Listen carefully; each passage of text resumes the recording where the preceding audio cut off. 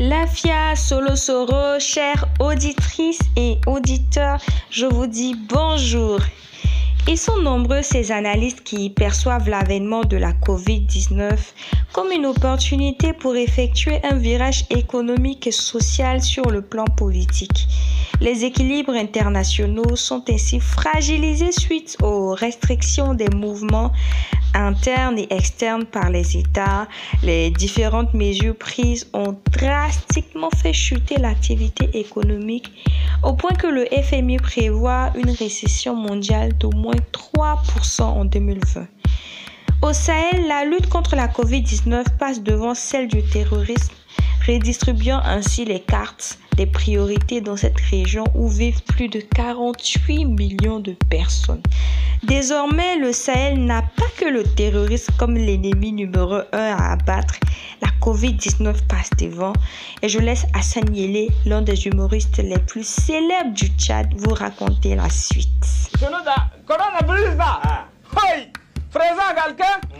Dans cet extrait, Hassan Yele dit qu'au front, le président de la République nous a demandé de faire attention au coronavirus. Nous les soldats, nous nous lavons régulièrement les mains et portons tous nos turbans. Notre santé est normale. On sent bien le décalage entre les deux situations, entre lesquelles on aurait préféré ne pas choisir. Cette crise sanitaire sans précédent agit également comme un catalyseur des relations internationales. Frontières terrestres et aériennes sont fermées dans la grande majorité des pays et seulement les marchandises arrivent à circuler mais difficilement. Et c'est la dame couche d'ozone qui semble bien profiter du moment.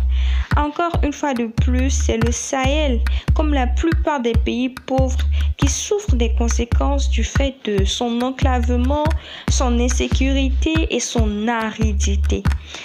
Face à tout cela, les pays formant cette bande longue de 5500 km sont plus que jamais unis et plaident pour une annulation pure et simple de la dette du continent.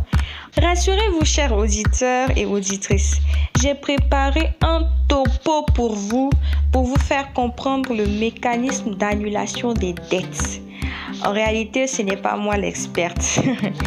Cette histoire crépue est une chaîne de défrichage historique dédiée à l'histoire coloniale qui propose des explorations d'histoire, des lectures d'archives, des découvertes de documents, des vidéos.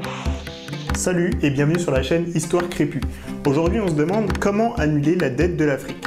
Quand on entend un président français proposer l'annulation des dettes africaines, on peut réagir par la joie, la tristesse, le soulagement ou la profonde colère. Mais dans tous les cas, il faut essayer de comprendre ce que ça signifie. D'ici là, continuez à bien vous laver les mains et de vous protéger les uns les autres en respectant les autres mesures barrières.